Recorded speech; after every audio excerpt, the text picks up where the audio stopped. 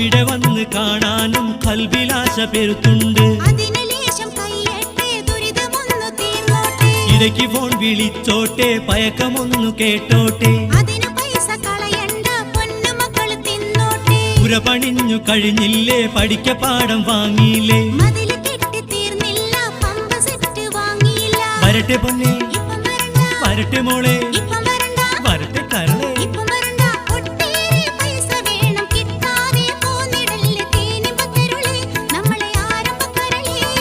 പലരും വരുന്നുണ്ട് നാട്ടിലേക്ക്, പെരുത്താശ ഞമ്മക്കും ഉണ്ടെന്നോ.